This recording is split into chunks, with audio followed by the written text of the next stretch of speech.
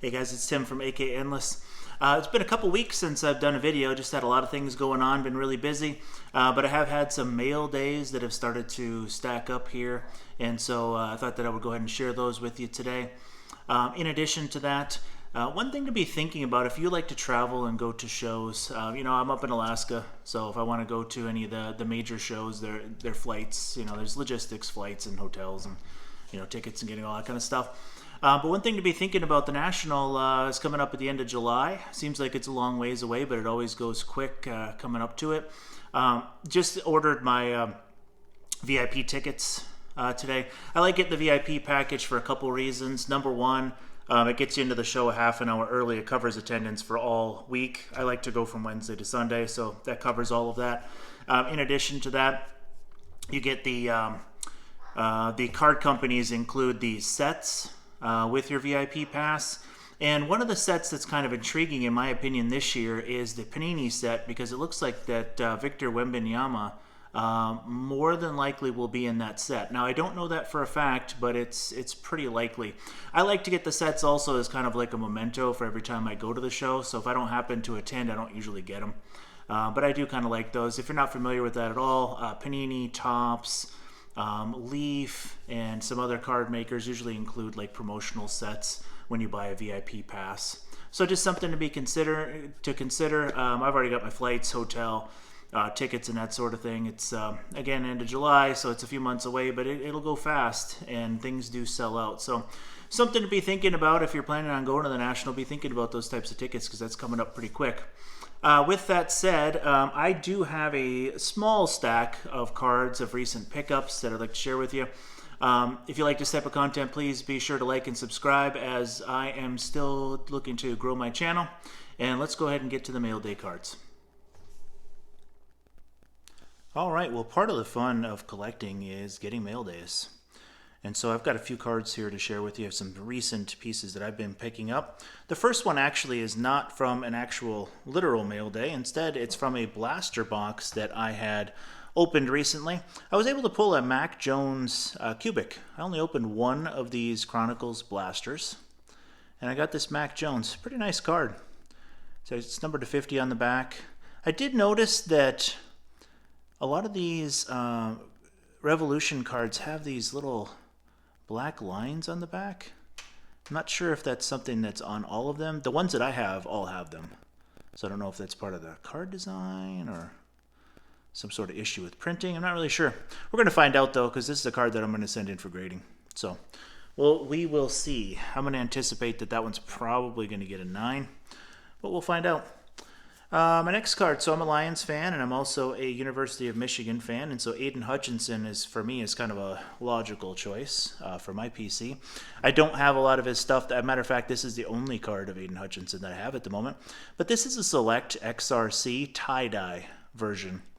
So this is numbered to only 25. Very rare card. I really like the design of these XRCs. I think they're pretty cool. I like the other versions of these as well, but this is the tie-dye number to 25, so that's a PC card for me, for sure. And I know that he got eliminated in the AFC title game, but I am a Burrow fan. I do enjoy watching him, and I think he's a great quarterback. And I realized that I don't really have any Joe Burrow cards, so I got around to getting one. This is a Panini Phoenix Orange color match. Really like the shine and the orange on this. Really cool card. These are actually numbered to 99 on the back. So it's a one that's hard to find too. And what I really like about this card, I've looked at it really close. Sometimes you get 9s and there's like an obvious issue. You see a corner that's where you see some white, or you see a big scratch, or whatever the case may be. I can't see any flaws on this card. So it must be some sort of a surface issue that's hard to see. It's a great card. So pretty pumped to get that one in the mail. So now I got a nice Burrow card. If you go back and watch some of my earlier videos, I put forth some goals for this year. And one of my goals was to pick up a Mosaic Luka Doncic rookie card that I just never gotten around to getting. Well, I finally got around to getting one. So this is what the card looks like here. This is a Mosaic Luka Doncic rookie card. It's in a BGS 9. So the popular opinion right now is that, people tend to prefer PSA over BGS. BGS is Beckett Grading Services. I still really like BGS, and the fact that some cards are much cheaper in their holders is great for me as a collector.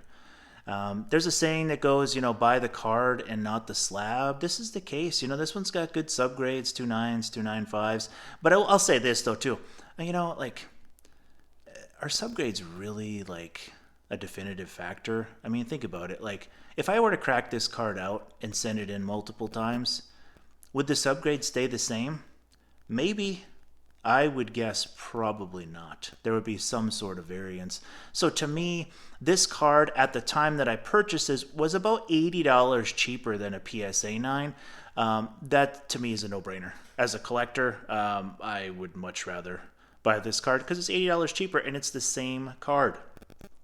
Again, so something to think about. But I finally was able to check this card off my list, and that is a Mosaic Luka rookie.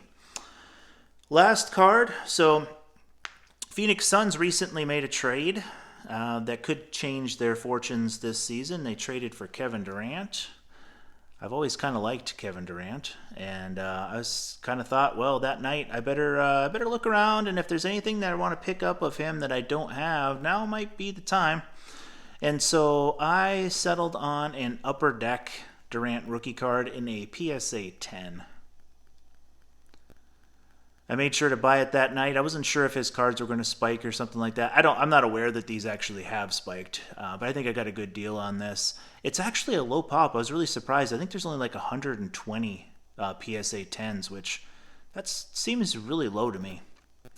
And so I got this right around $200. I'm actually really happy with it. I'm an Upper Deck fan as well. I like the older Upper Deck rookies, and again, I'm a Durant guy as well. So I believe that, in my opinion, if the Suns are healthy, I mean, they got to be the favorites in the West in my mind. They might not go in with the number 1 seed, but I think they got the best chance if they're healthy.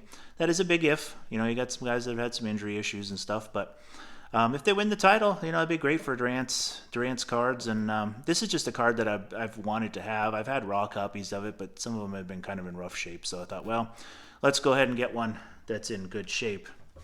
So not a whole lot of cards recently, but those are 4 of which I ordered, and then one I actually got out of a blaster. So those 5 recent pickups.